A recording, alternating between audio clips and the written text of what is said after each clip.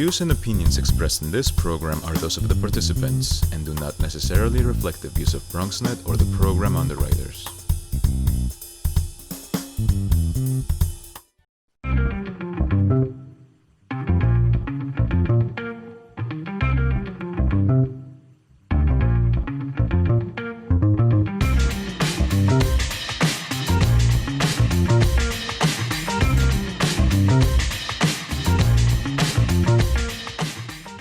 Good evening. Welcome to the Bronx Buzz. It is my pleasure to join you every week to talk about all kinds of interesting things with writers and journalists and editors and photographers and filmmakers and anybody who puts stuff out in the borough of the Bronx. And this evening we're going to do, and I hate to put it this way, the old and the new. We have a veteran editor who's going to join us. And then the second part of our show, a brand new journalist who's working at the Mott Haven Herald.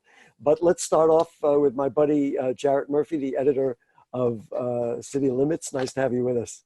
It's nice, but it's a crossroads. I used to be the bright young thing, and now I guess I'm a veteran. But thank you, Gary. It's always a pleasure to be here. I'm just going to tell you straight out, I partially in research for the program, spent a lot of time actually on City Limits. You guys are doing a great job. And I know there's a fundraising thing, and that's all part of it.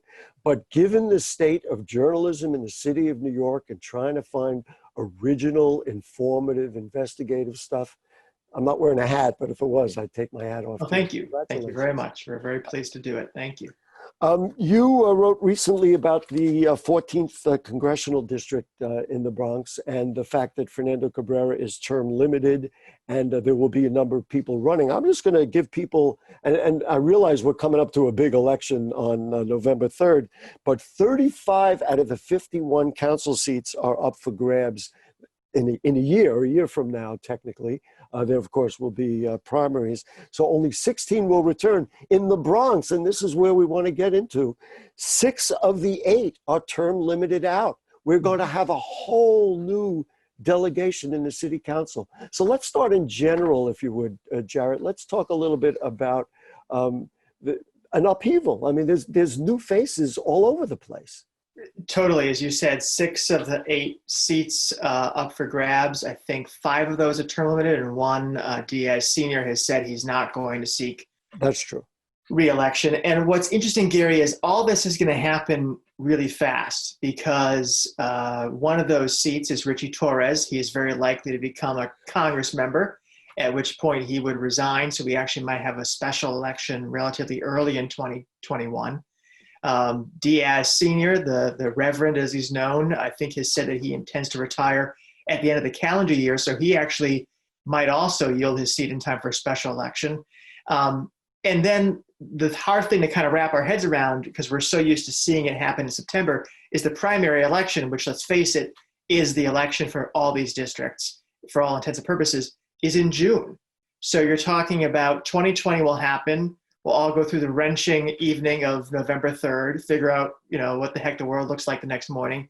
And then all of a sudden we'll be deep into this race, which will wrap up, by this time next year, this will all be over except for the shouting. Maybe the mayoral race will still be going on if there's a Republican in it, but basically the election of 2021 will be over by now. There's one that you forgot, Andrew Cohen is potentially, again, we never want to presume anything, but he very likely will be a judge, and that will mean another special election. I'm hoping for financial sake that the governor will have the wisdom to put all that on one day so we could get all that stuff done. Yes. Who knows, right. So, and we've talked about this, I don't know if I've talked with you about it, but we've talked about it on the Bronx Buzz before. There really is an upheaval in the assembly as well. My sense is the whole borough is shifting left, that all these grassroots candidates, I don't want to say all of them, many of them are coming from a point of view of saying, you know what, we want to change things and we want to be more progressive. That's my read of what I see in the borough of the Bronx. I think so. I think it's progressive ideologically. I think it's younger just in terms of age. And I think, you're right, upheaval is the word, because you have the municipal elections coming, which will have, because of term limits, this huge change.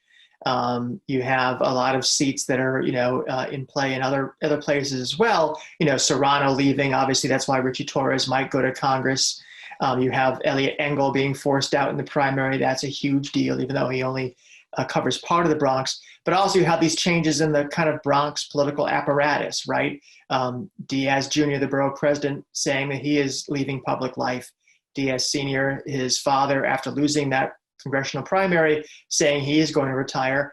And Marcus Crespo, the head of the Bronx Democratic Party, announcing earlier this year that he also is moving away. So you have, these structures that have traditionally been there, kind of our template for understanding local politics, is really shifting. And it's interesting in that is bleeding into these individual races. So in the 14th district, as I was doing my reporting, the question was, well, who is the quote unquote machine candidate?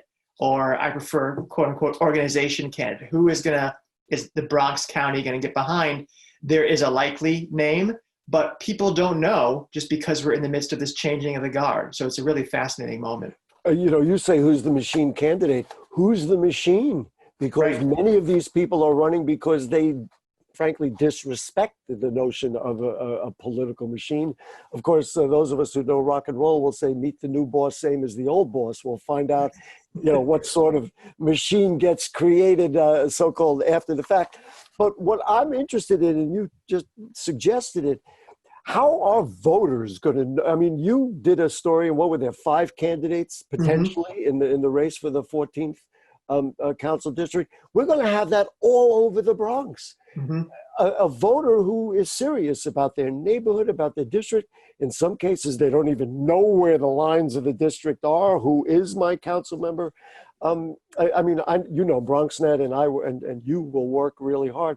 I'm just concerned about voter literacy, especially during these very fractured times in the media. Oh, totally. Yeah, no, I think, I think the key thing is not just for like the campaign, but for life in general is, what will the world be like come January? If we can get back to normal and if people can get out and campaign at subway stops and do all the usual stuff, then I think we're in a different place. And, there's obviously always a limited amount of awareness of what's going on in these races. A lot of people aren't necessarily tied in. But in this particular context, it's hard even to get folks who might casually be involved. So you have a very strange campaign environment. You have a short political calendar. It does make me nervous. And I think what's going to happen is that organizational affiliations are going to be key. Unions, churches, community groups, where people can tap in and find an affiliation. That's going to be, it's always important. It'll be really important this year. Yeah, I think that's true. And it's kind of a mixed bag, because if you raise money in the traditional way, you can put up flyers and posters and you have people handing out stuff. But if you don't have money, you can still get on BronxNet or create your own YouTube thing and get voters. It's possible. That's quite possible. Yeah. And one of the races, obviously, where money was going to be a topic is the Mark Jonai race, where he's once again being challenged by Marjorie Velasquez. Last time around, 2017, that race set records for the amount of spending in a city council race. Jonai spent, I think, in excess of $1.3 million, which is simply astounding. And he very narrowly won. And now it looks like it will be him against Velasquez one-on-one, at least in terms of who's in the race now. That is a really interesting race to see. It's very rare for a sitting incumbent council member to be turned out. It has happened. It happened with Fernando Cabrera and Maria Baez several years ago. It's rare. And Jonai has a political operation that would make that difficult, but that's a really interesting race to watch. We could talk about this forever. We will. Let's talk about schools and the schools reopening. I have to say, what we're all learning from the federal government and even at the city, leadership is so important. And a consistent plan and a consistent point of view through leaders is very important. I think, and I don't have kids in public schools right now, but if I was a parent, I wouldn't even know what to think. And that's because we have not had a clear plan. No, I think you said it right. I think the mayor and I guess to some degree the chancellor had an idea of what they wanted. They wanted it very deeply. And I think that yielded to reality all too late. I think that there was I believe, I can't speak for all parents. I am a public school parent. I have a high schooler and a fourth grader. We understand that it's a bad time. Having some certainty and clear direction is really more important than getting the answers we want. Rather than having heard there would be synchronous classes at the same time as in-school classes, September 10th versus the 21st versus whatever it is now, October 1st. I think people feel really kind of like whiplash about what's happening. And you're right, it is a failure of leadership or at the very least a failure of communication. And it's a big problem. Stepping back and listen, I'm not a city administrator. My sense was because the system is so diverse, because hundreds of schools and each district, I think we needed to localize because every situation is different. Some schools have facilities. Some of the kids in some of the schools have Wi-Fi and other things, and other children don't. I think if you localized how you approached it, you might have had a better chance at having parents get defined for them, which school, Possibly. I mean, that's something that they're wrestling with too, just in terms of having in-person classes, because the virus rates in some parts of the city are starting to spike again. For the most part, things are pretty copacetic, but in a few areas in Queens, they're starting to jump. And so the question is, can you really decide whether to keep schools open or closed based on a citywide rate?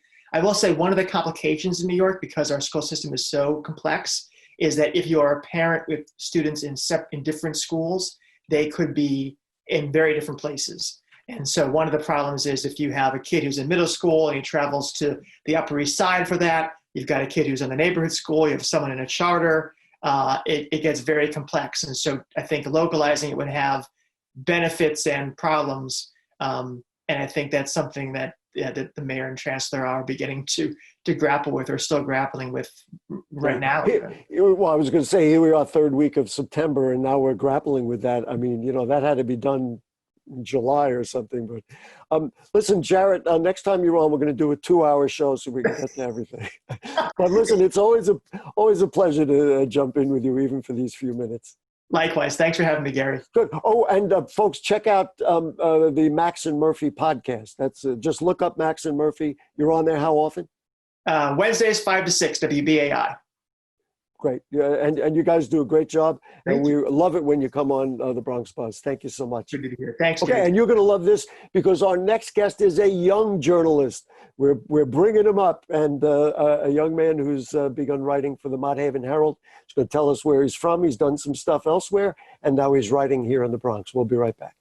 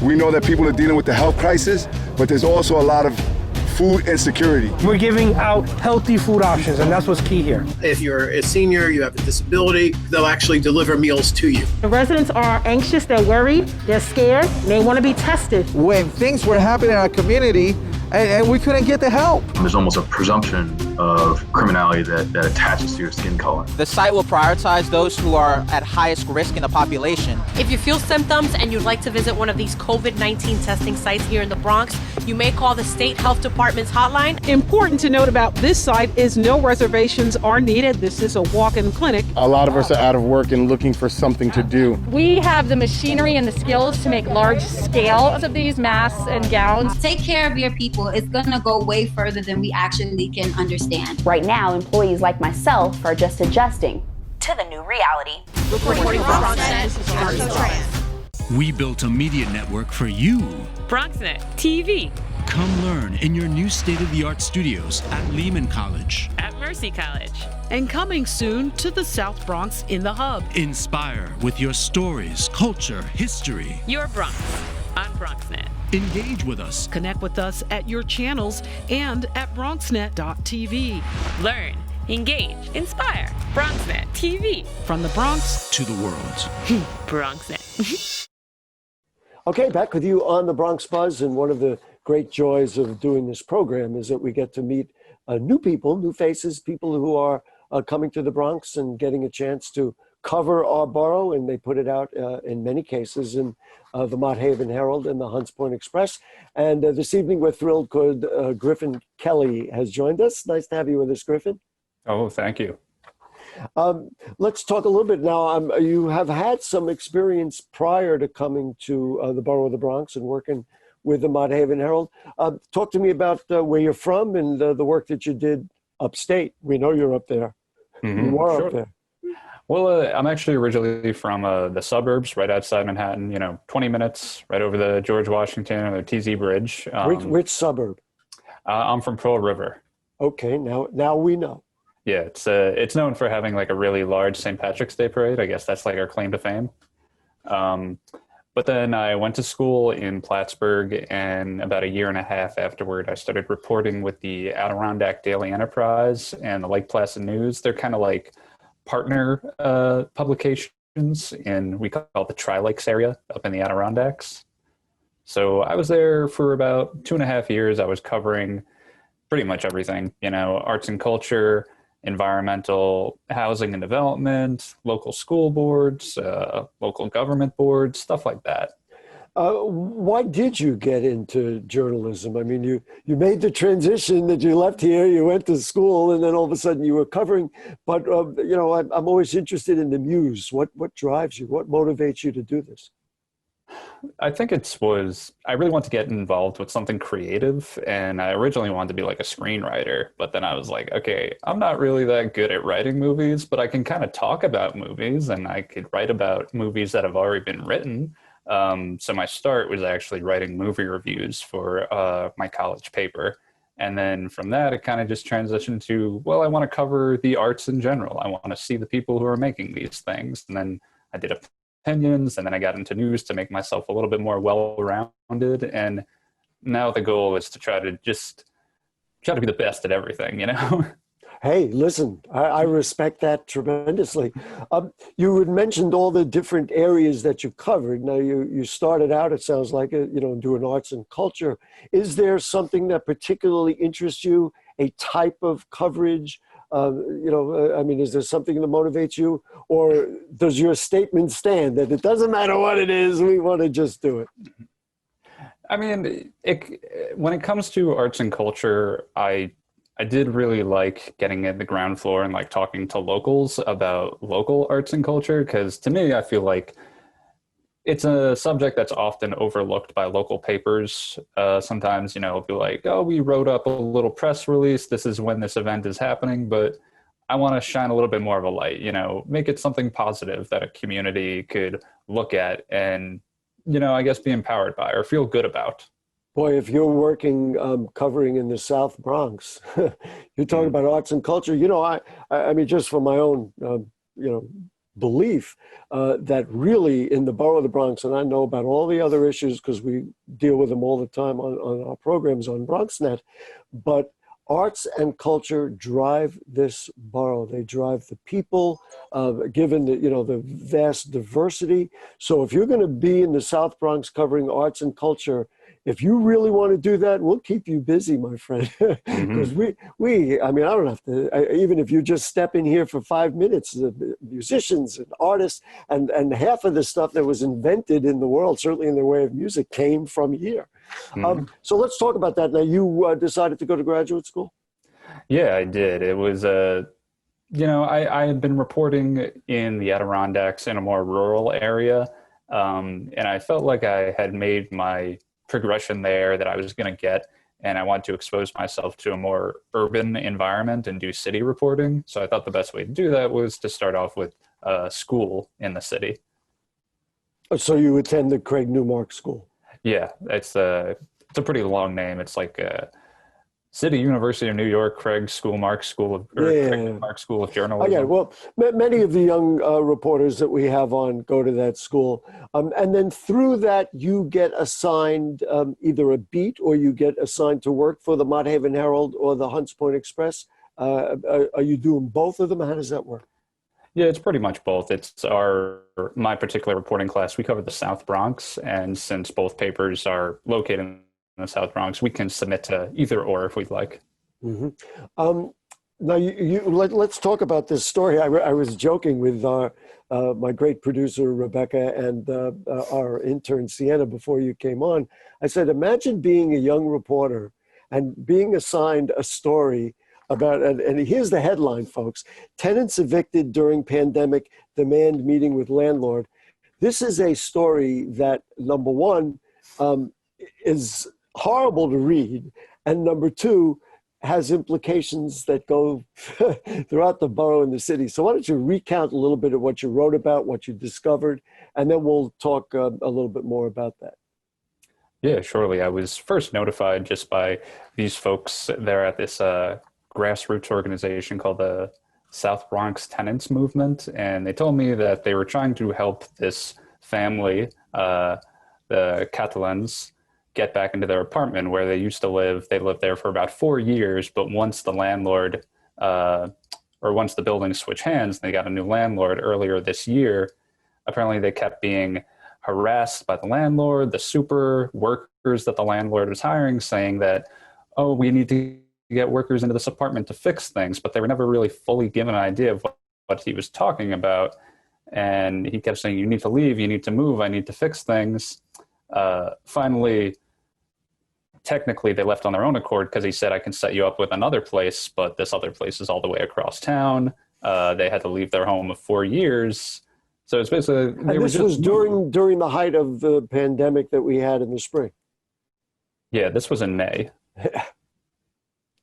Oh, that's nice and convenient. Now, we understand that the landlord is number 46 on the public advocates list of bad landlords, and also number 18 on the list for the need for right to counsel. So what's your impressions of that? A guy who, lived upstate, covered upstate, now you're thrown into, I mean, this is tough stuff. This is Bronx stuff. I mean, we go through this often. What's your thought or impression of what you've seen? I guess the stuff that I was dealing with back in the Adirondacks, it was, shady. It was unfortunate, but it was all legal. It was about the books. It was okay. Even if people were not being able to afford their houses, it was fine, I guess. But when it comes to this, it really felt like this landlord was taking advantage of this family who, they speak Spanish, but that's not even their first language. Their first language is this native Mexican language that barely anybody speaks. And then when I tried to call the landlord to get his side of things, just to make sure I'm getting something from him, he said one thing and then he hung up real quickly, tried to call back, he didn't answer again. So it just felt very unfortunate, and I don't know how it even happened. When there's this big moratorium going on saying you can't evict people right now, there are still people trying to find ways to get folks out of their homes. But by the way, before I even ask you a follow-up question, about the process, which is really what I'm interested in, what's the status right now? I mean, are they in court? Are they really separated from their former home and he's never letting them back in that apartment? I mean, where are we at with this thing? I haven't checked back in with the tenant movement or the tenants themselves, but I think they're still in this other apartment they have. They might be looking to pursue a lawsuit against the landlord. Mm-hmm. I mean, you'll unravel it over time, and we'll certainly keep tabs on that. But, you know, I think about educating a journalist. What an education. And coming in, I mean, here you are, the thing that you mentioned first, the fact that there are language issues. Number two, the fact that the landlord, he's hanging up the phone. He's not talking to anybody. And then number three, if they believe that a legal recourse is the way to go, man, I mean, be my guest. Go into Bronx Housing Court and see what you find. Yeah, it's quite a bit to try to tackle for my first story. Like, you know, stepping into it, did I exactly know what the situation was? Not entirely, but after a couple hours of researching and trying to understand it, I think I got my head around it. Listen, it sounds like you did. I'm guessing, and certainly in terms of being an educator, you won't get a better education anywhere. Now, have you covered stuff in and around we got about a minute left. Have you covered stuff around the Bronx at all? Because I'd be curious about your impressions, or at this point, it's even still too new for that. I haven't necessarily covered yet. I'm still reaching out, you know, meeting sources. I attended a protest the other week just to try to reach the locals and see what are the issues you're dealing with. I was talking with NYCHA resident leaders today, just trying to see what are the issues that you'd like to see change, what needs to be addressed. Griffin, we're going to look forward to having you come back and reveal, and we'll read it, of course, in the Mott Haven Herald, but reveal to some of the stuff you're learning. I believe that those of us who live in the Bronx and have worked in the Bronx all these years, it's really valuable to get people's impressions when they come into the Bronx, especially journalists who presumably want to deal with fairness and equitability and equality and all those things, and then they watch what goes on here. So we are thrilled that you took a moment. I know it's not what you really wanted to do originally, because you didn't come on as a TV guy, but meeting new journalists in the Bronx and people who are going to be covering important stories is very important for all of us. Griffin Kelly, look for him in the Mott Haven Herald, a new guy who's working real hard to do the right thing. We appreciate your time this evening. Thank you. I appreciate being here. Great. So we'll see you next week on the Bronx Buzz. This week on Bronx Talk, we will have Jamal Bowman, who is the Democratic candidate for Congress in the 16th Congressional District. So we'll do that beginning Monday night on Bronx Talk. Have a good night.